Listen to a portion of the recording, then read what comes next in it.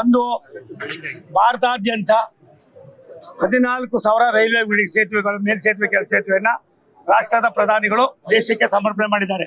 ಅದರಲ್ಲಿ ಕರ್ನಾಟಕದಿಂದ 700ಕ್ಕೂ ಮೇಲ್ಪಟ್ಟು ಈಗಾಗಲೇ ಆಗಿದೆ. ಇನ್ನು ನೂರಾರು ನಡೀತಾ ಇದೆ. ನನಗನ್ನಿಸ್ತದೆ ಇಂಥ ಒಳ್ಳೆ ಯುಗ ಸ್ವತಂತ್ರ ಬಂದ ಮೇಲೆ ಕರ್ನಾಟಕದಲ್ಲಿ ಅದರೊಳಗೆ ರೈಲ್ವೆ ಇಲಾಖೆ ಬಂದಿರತಕ್ಕಂಥದ್ದು ಅದು ಕೇವಲ ಸನ್ಮಾನ್ಯ ನರೇಂದ್ರ ಮೋದಿ ಅವರ ನಾಯಕತ್ವದ ಸರ್ಕಾರದಲ್ಲಿ 12 ವರ್ಷದಲ್ಲಿ ಏನು 50 ವರ್ಷದ ಸಾಧನೆಯನ್ನು ಮಾಡಿರ್ತಕ್ಕಂಥದ್ರೆ ಇದು ಒಂದು ದೊಡ್ಡ ಉದಾಹರಣೆ. ಅಪ್ಪ ನಾವು ಅದಕ್ಕೋಸ್ಕರವಾಗಿ ಇನ್ಮೇಲೆ ರಾಜ್ಯ ಸರ್ಕಾರಗಳ ಹತ್ರನೇ ಹೋಗೋದು ಬೇಡ ಅಂತ ಅಂದ್ಬಿಟ್ಟು ಇದೊಂದ್ ತಡ ಅಲ್ಲ, 45-50 ವರ್ಷದ್ದಿದ್ದು. ಬೇಕಾದ್ರೆ ನಾವೆಲ್ಲ ಮಾಹಿತಿ ಕೊಡ್ತೀನಿ ನಿನಗೆ. ಇದನ್ನೆಲ್ಲ ಮಾಡಿ ಪ್ರಧಾನಿಗಳು ಯಾವುದೇ ಮೇಲ್ ಸೇತುವೆ, ಕೆಳ ಸೇತುವೆಗೆ ಅಕ್ವಿಜೇಷನ್ ಆದಿಯಾಗಿ ನಾವೇ ದುಡ್ಡು ಕೊಡೋದು, ನಾವೇ ಮಾಡೋದು ಅಂತ ಮಾಡಿದ್ದೀವಿ. ಆದ್ರೂ ಕೂಡ MB ಪಾಟೀಲ್ ಸಾಹೇಬರು ತುಂಬಾ ಶ್ರಮ ಹಾಕಿ ನಮಗೆ ಸಹಕಾರ ಕೊಟ್ಟಿದ್ದಾರೆ. ಆದ್ರಿಂದ ಇವತ್ತು ಅವರು ಕೂಡ ಬಂದಿದ್ದಾರೆ. ಇನ್ನು ಮುಂದಿನ ಯಾವುದೇ LC ಗೇಟ್ಗಳು ಯಾವುದೇ ಮಾಡಿದ್ರು ಕೂಡ ನಾವು ಭಾರತ ಸರ್ಕಾರದಿಂದ ಮಾಡ್ತೀವಿ. ಈ ರೀತಿ ತಡ ಆಗೋದಕ್ಕೆ ಬಿಡೋದು. ನಾವೇ ಫೌಂಡೇಶನ್ ಹಾಕ್ತೀವಿ, ನಾವೇ ಉದ್ಘಾಟನೆಯನ್ನು ಕೂಡ ಮಾಡಬೇಕು ಅನ್ನೋದು ಸೂಚನೆ ಇದೆ. ಅದನ್ನ ಚಾಚು ತಪ್ಪದೆ ನಾವು ಮಾಡ್ತೀವಿ. ಯಾವ್ದು ಹೇಳಿ, ಇವಾಗ ಇದನ್ನ ಇನ್ನೂ ಒಂದು 15, 16, 20 ದಿವಸದಲ್ಲಿ ರಾಷ್ಟ್ರದ ಪ್ರಧಾನ ಮಂತ್ರಿಗಳೇ ಅದನ್ನ ಮಾಡ್ಬೇಕು ಅಂತ ನಾವು ರಿಕ್ವೆಸ್ಟ್ ಮಾಡಿದೀವಿ. ಅವ್ರು ಯಾವಾಗ ಟೈಮ್ ಕೊಡ್ತಾರೋ ಅವಾಗ ಆಗ್ತೀವಿ. ಅಪ್ಪ ಈಗಾಗಲೇ ನಾವ್ ಹೇಳಿದೀವಿ ಕಣಪ್ಪ. ನಿನ್ನೆ ಹೇಳಿದೀನಿ, ಮೊನ್ನೆ ಹೇಳಿದೀನಿ. ನಿನ್ನೆ ಅವ್ರ ತಮ್ಮ, ನಮ್ಮ ಸಹೋದರ ಮಾಜಿ ಲೋಕಸಭಾ ಸದಸ್ಯರಾದ DK ಸುರೇಶ್ ಅವ್ರಿಗೆ ಫೋನ್ ಮಾಡಿ ಹೇಳಿದಿರಿ. ನೋಡಪ್ಪ, 1 ತಿಂಗಳಾಗಿದೆ ನೀವು ಮುಖ್ಯಮಂತ್ರಿ ಆಗಿ, ಯಾವ್ದು ಇಶ್ಯೂ ಮಾಡ್ಕೋಬೇಡಿ, ರಾಜ್ಯದ ಅಭಿವೃದ್ಧಿಗೆ ಆದ್ಯತೆ ಕೊಡಿ. ನಾನು ಕರ್ನಾಟಕದಲ್ಲಿ ಅದ್ರೊಳಗೂ ಆನೇಕಲ್ನಲ್ಲಿ ಸೂರ್ಯನಗರ 1, 2, 3, 4 ಮಾಡಿದ್ದೀವಿ. 1000 ಎಕರೆ ಅಕ್ವಿಜೇಷನ್ ಮಾಡಿದ್ದೀವಿ.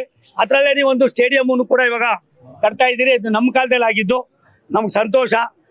ಯಾವುದೇ ರೈತರಿಗೆ ಅನಾನುಕೂಲ ಆಗಿದ್ರೆ ಅದ್ರ ಯೋಜನೆ ಬೇಡ, ಅದನ್ನ ಬೇರೆ ಕಡೆ ಮಾಡೋದ್ರೊಳಗೆ ತಪ್ಪೇನಿಲ್ಲ. ಮೊದಲು ಅಲ್ಲಿ ನಿಮ್ಗೆ ಆದ್ಯತೆ ಇರೋದು ಬೈರಮಂಗಲ ಕೆರೆ ಏನು ಗಲೀಜಿದೆ, ಅದಕ್ಕೆ ನೀವು ಆದ್ಯತೆ ಕೊಡಿ ಅನ್ನೋ ಮನವಿಯನ್ನ ನಿನ್ನೆ ಅವ್ರು ಮಾತನಾಡ್ಬೇಕಾದ್ರೆ ಹೇಳಿದ್ದೀನಿ. ನಿಮ್ಮಲ್ಲೂ ಕೂಡ ಅದು ವಿನಂತಿ ಮಾಡ್ತೀನಿ. ನಮ್ಗೆ ಆಸೆ ಇಷ್ಟೇನೆ, ನಮ್ಮ ಜಿಲ್ಲೆಯವರು ರಾಜ್ಯದ ಮುಖ್ಯಮಂತ್ರಿಗಳಾಗಿದ್ದಾರೆ. ಮತ್ತೆ ಯಾವುದೋ ಒಂದು ಉಪನಗರಕ್ಕೆ ಸ್ಯಾಟಲೈಟ್ ಟೌನ್ಗೆ ಇಂಥ ಸ್ಯಾಟಲೈಟ್ ಟೌನು ಸಾಕಷ್ಟಿವೆ. ಇನ್ನೂ ಬೇಕಾದ್ರೆ 100 ಸ್ಯಾಟಲೈಟ್ ಟೌನ್ ಮಾಡ್ಬೋದು.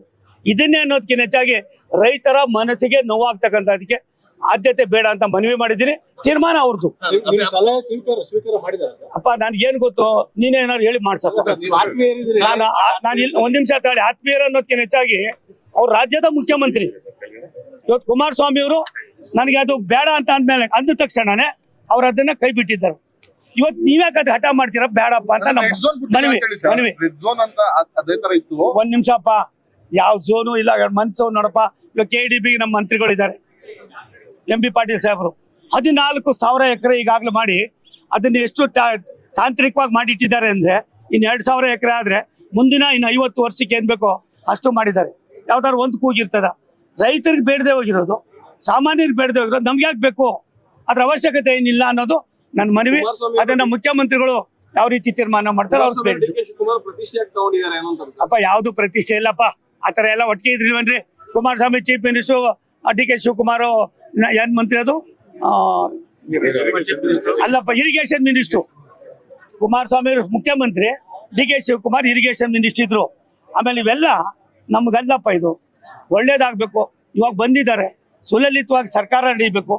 ದೇಶದಲ್ಲಿ, ರಾಜ್ಯದಲ್ಲಿ 1000 ಸಮಸ್ಯೆಗಳಿವೆ, ಅದಕ್ಕೆ ಆದ್ಯತೆ ಕೊಡೋದು ಒಳ್ಳೇದು. ಅಭಿವೃದ್ಧಿ ವಿಚಾರವಾಗಿ ಇಲ್ಲೆಲ್ಲ ಪ್ರಸ್ತಾಪ ಮಾಡಿದೆ ಸರ್. ಇವತ್ತು ಅಶೋಕ್ ಅವರು ಒಂದು ಟ್ವೀಟ್ ಮಾಡಿದ್ದಾರೆ ಸರ್, CM ವಿರುದ್ಧವಾಗಿ ತಾರತಮ್ಯ ಮಾಡ್ತಾ ಇದ್ದಾರೆ. ಬರೀ ಕಾಂಗ್ರೆಸ್ ಶಾಸಕರುಗಳಿರುವಂತ ಕಡೆ ಮಾತ್ರ ಅವರು ವಿರೋಧ ಪಕ್ಷದ ನಾಯಕರು, ಅವ್ರ ಕರ್ತವ್ಯವನ್ನ ಅವ್ರು ಮಾಡ್ತಾರೆ. ನಾನು ರಾಷ್ಟ್ರದ ಒಬ್ಬ ರೈಲ್ವೆ ಮತ್ತು ಜಲಶಕ್ತಿ ಮಂತ್ರಿ, ನನ್ನ ಕೆಲಸ ನಾನು ಮಾಡ್ತೀನಿ. ಸಾಯವರು ಬಂದವ್ರೆ, ಅವ್ರ ಕೆಲಸ ಅವ್ರು ಮಾಡ್ತಾರೆ. ಆದ್ರೆ ನಮ್ಮೆಲ್ಲರ ಭಾವನೆ ರಾಜ್ಯದ ಸರ್ವಾಂಗೀಣ ಅಭಿವೃದ್ಧಿ ಆಗಿರ್ಬೇಕು. ನ್ಯೂಸ್ ಫಸ್ಟ್, ನಿರ್ಭೀತಿಯಿಂದ ನಿಮ್ಮ ಪರವಾಗಿ.